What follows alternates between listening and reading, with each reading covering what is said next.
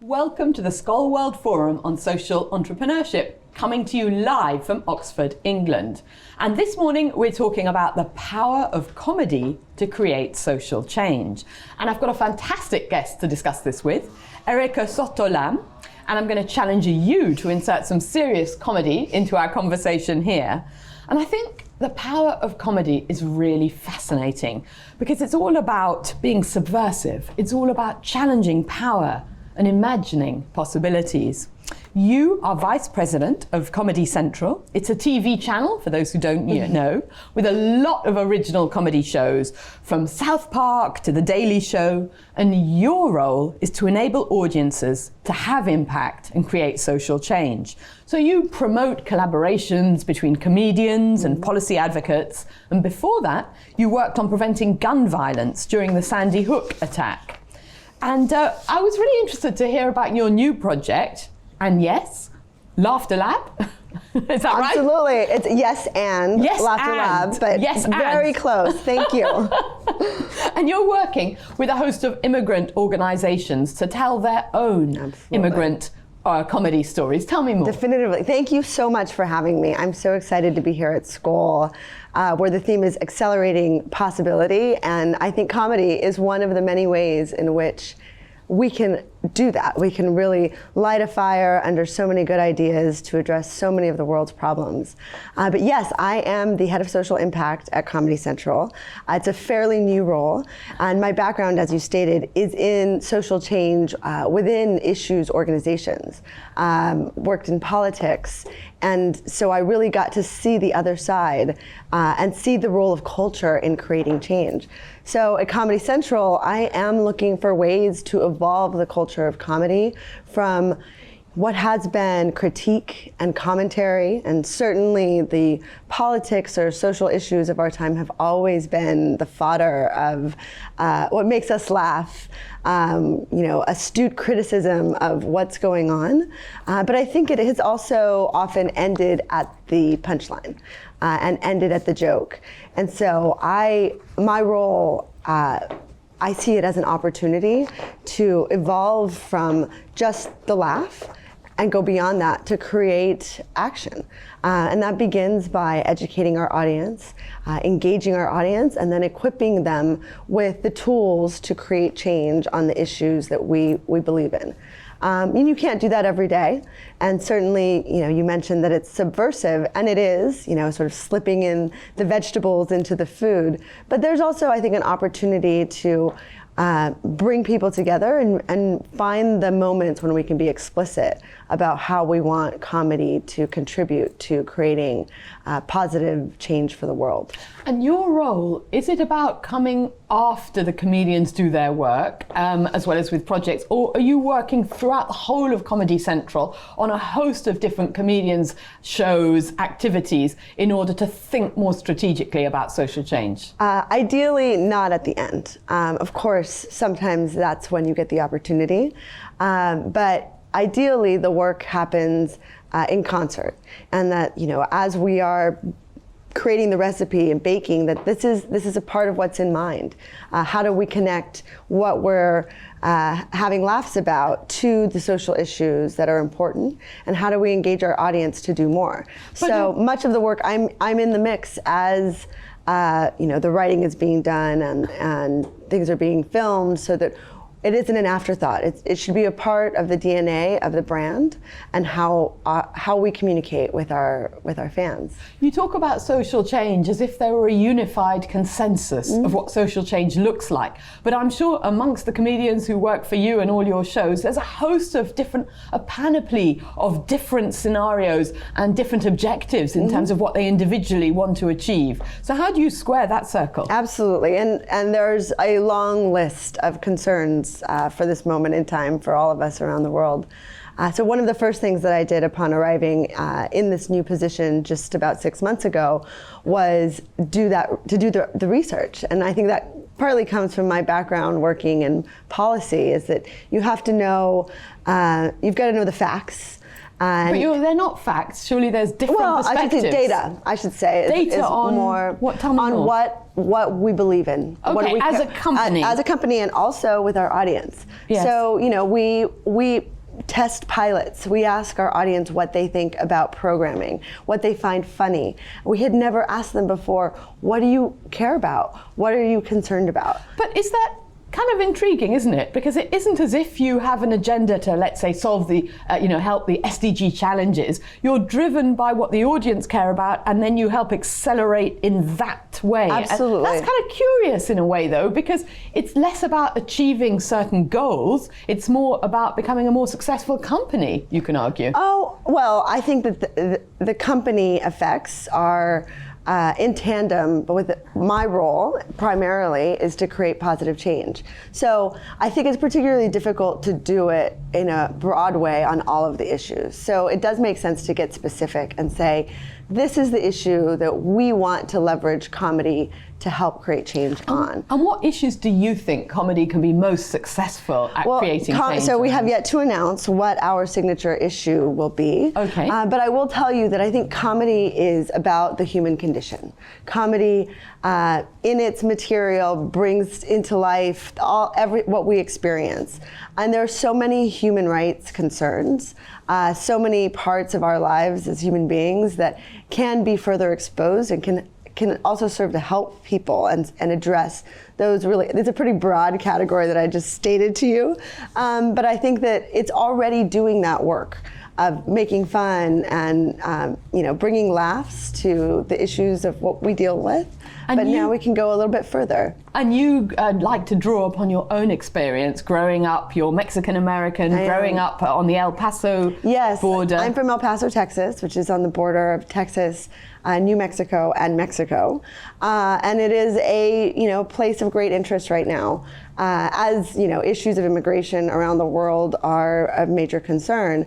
You mentioned earlier that we just launched in partnership with the Center for Media and Social Impact at American University and a creative agency called Moore and Associates, a project called Yes and Laughter Lab. So Yes and is a term from improv, the ability to keep a conversation going. Yes, and I have something else to say. So the way that I view yes and is, yes, we can be funny and we can create change. So what it essentially is a call for applications for people from the comedy and social justice space to propose ideas.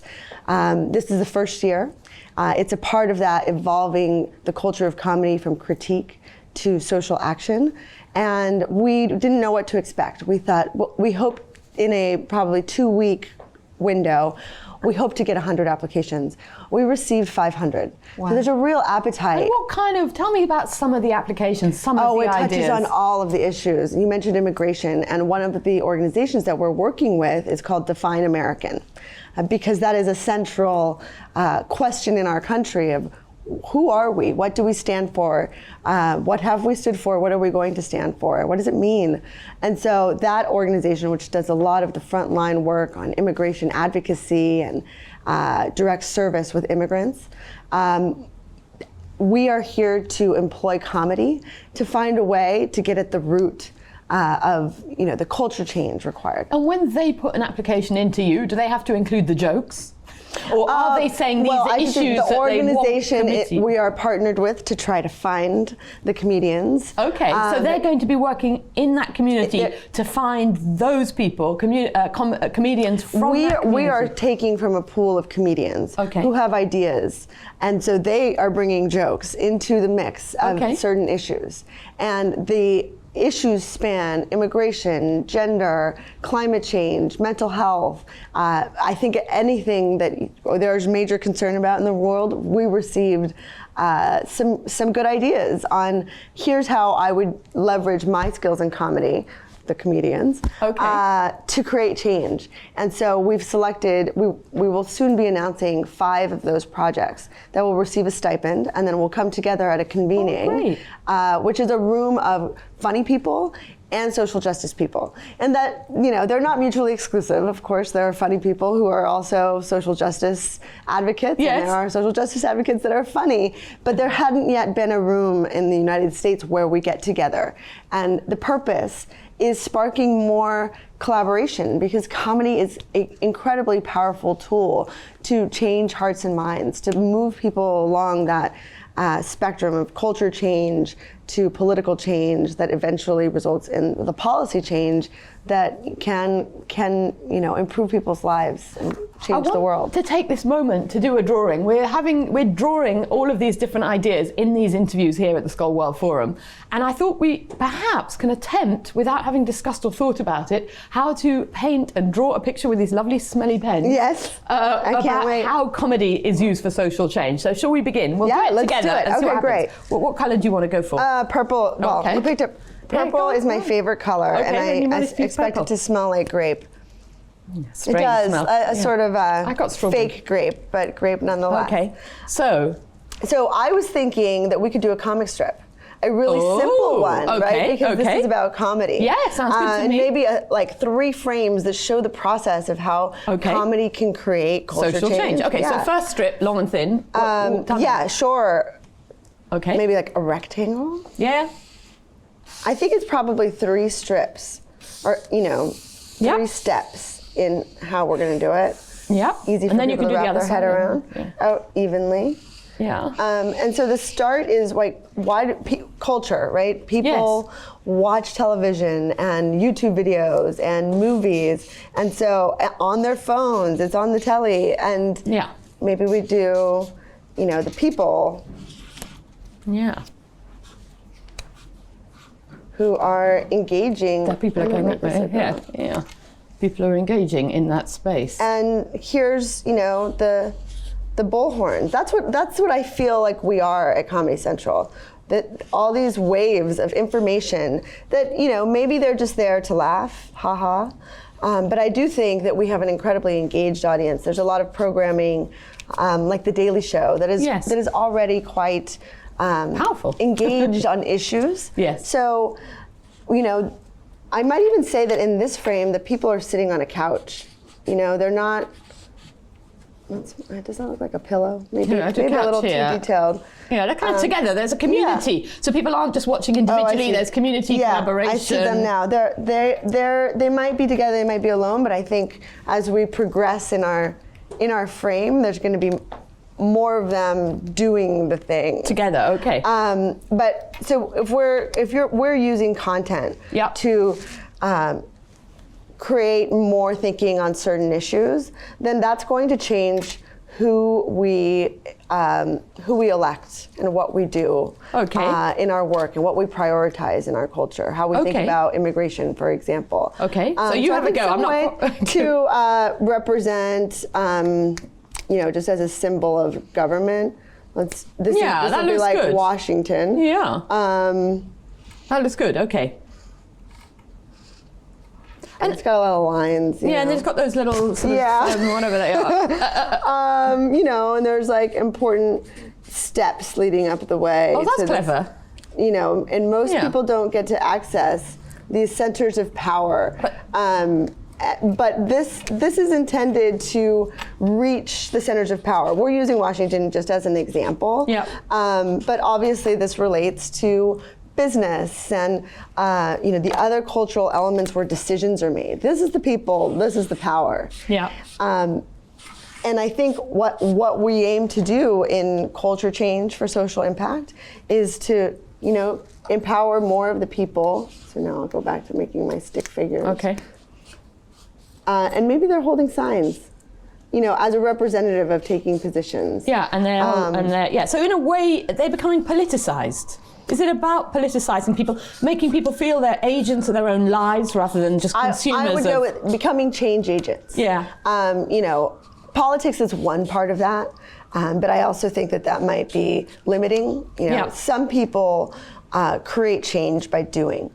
Some people might see a problem and know, I want to be a direct part of creating change by volunteering in the domestic violence shelter in my community. Other people decide to start knocking on doors for candidates because they want these centers of power to make different decisions. So, and how much is Comedy Central going to be involved in the process beyond step one, beyond broadcasting or publishing or sharing this kind of comedy content? Whatever issues we take on will be in partnership with the issue organizations that do the work. So it's a bit like participant media, hearing the story about Roma, the movie about the domestic worker in Mexico. That is such a great example. They didn't just make the movie, they also worked in close conjunction with a Skoll.org who is working for and with domestic workers in the US and across the world in order to change the whole culture, and also work in order to ensure that there are better rights from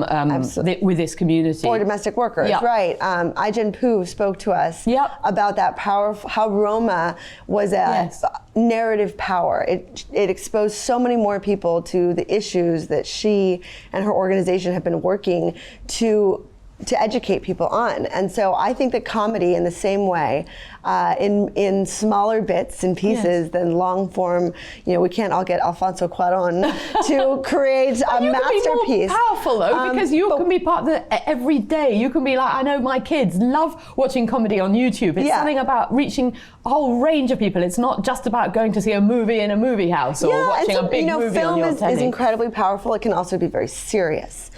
Documentary film, and I think comedy is a different approach. There are certain things that bring us together, music, the arts, but I think we're all inclined towards laughter. And so laughter is a really easy way in to get people to think about things differently. I love interesting reading about the research about how I think of comedy as something that's a bit oblique in terms of the way our mind thinks, but it allows us to create connections in our brain in places that just weren't there before. And it can also give us permission to have an emotional engagement, and it's not just intellectual. And I think that's where comedy differs from other forms of media. It's a feeling. Yeah, absolutely. Exactly. It enables us to change our feelings. It enables us to create connections and have permission. And I think often, actually, is interesting. I do a lot of work on crossing divides. Is that through laughter we can also engage with people who we might fear, or people who come from a different race, class, religion, background, generation. Comedy is humanizing, and it makes difficult topics, complicated topics, more accessible. And I know, my background is in working in the NGO and issue space, and we put out lots of reports and did data and research, and that's important. But not everyone, in fact, very few people are going to engage on, thick documents. People are, however, attuned to watching a short video that will educate them and make them laugh and make them think different. And their incentive might be to laugh, and they want to watch it because it's subversive and it's close to the bone and it's funny. And in doing so, it enables them to think about things differently. It's a whole different way of behavior change, but quite an effective way. Absolutely. And it's really comedy exciting. is a key part of culture change. And it hasn't been employed as much as I believe that it can be. And I think that I'm just one of the pieces and a partner on the comedy industry side to figure out how to find the best, funniest people and ideas to create the content, to reach people's hearts and minds and are you doing any research, for example, on the way that people engage with comedy? Do you put sort of, like a brain, all those little, one of those hats to see how people respond in terms of emotional change or but empathy? I know who does. And I mentioned the Center for Media and Social Impact at American University, a woman named Katie Borum-Chatu, who is on the panel later today, where we're going to talk about how comedy can be not just for laughs. I don't know if she uses, what we imagine as the sensors and Yes. But she has done that research. It's interesting, isn't it, about creating empathy, and allows us to create empathy with people we might not normally empathize with. It is fascinating. And so comedy, narrative power, these are the ways that we as advocates for progress in the world it's another tool in the toolbox, but I think it's not been used as much as some of the others. So we're here to say that's what we want to do. We want to leverage this tool. We want to achieve the same goals, but use a different medium. That's fascinating. Thank you so very much, Erika Soto Lamb. Coming up in 20 minutes, we're going to be talking about innovation in agriculture. Looking forward to see you then.